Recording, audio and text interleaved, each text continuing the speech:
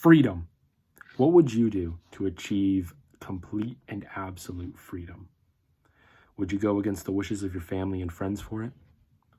Would you betray your home and the people who raised you for it? Would you kill for it? We see these questions asked in what I think to be one of the greatest works of fiction that has been released in the last several years. Attack on Titan, or Shingeki no Kyojin as it is pronounced in Japanese, is a Japanese manga, and this amazing work of art is both written and drawn by the critically acclaimed mangaka Hajime Isayama. Now, while this is a comic book that takes place in a fictional world, we can still very clearly see real problems that plague our own world, such as greed, racism, classism, death, betrayal, hate, and war.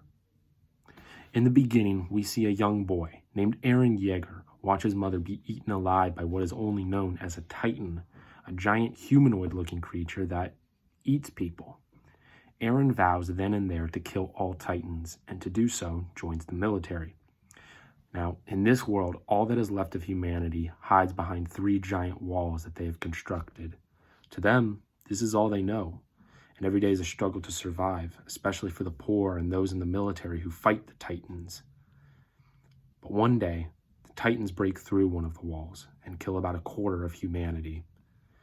Now, this is when the story really starts. We discover that Eren has the strange ability to transform into one of these Titans, and it is at this point that humanity finally takes the fight to the Titans and finally has an upper hand on them. But as to why or how Eren can transform, that much is shrouded in mystery, and as the story progresses, we only discover that there is more behind this ability than we expect, and with each question that is answered, there are just 3 more questions ahead of that. Eren soon discovers that there are more people like him, humans with the ability to become a Titan, and they want him for some strange and dark reason. We soon find out that there are 9 major Titans, known as the Founding Titans. These are the humans who have the ability to become a Titan, and Eren has control of 2 of these Titans, one of which is the original Founding Titan, a Titan with the ability to control all other Titans. And that the humans who live behind the wall aren't all that's left of humanity.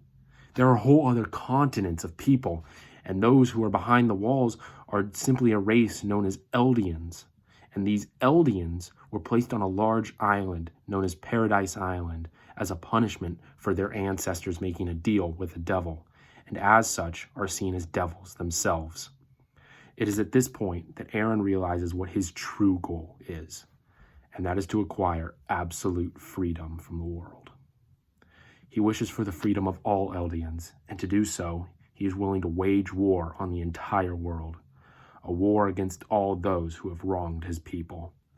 But not everyone agrees with his methods to achieve this freedom, and as he continues down this path, we slowly watch him lose more and more of his humanity and become the monster that the world sees him as. But in his eyes, what he is doing is justifiable, all in the name of freedom for Eldia. Throughout the series, we see Eren as a character drastically change. We watch people he calls friends die, all for the sake of protecting him. And we see that almost no matter what you do, there will always be an endless cycle of hate in the world. Now, I'm slowly running out of time here, and I really don't want to spoil the whole story for you.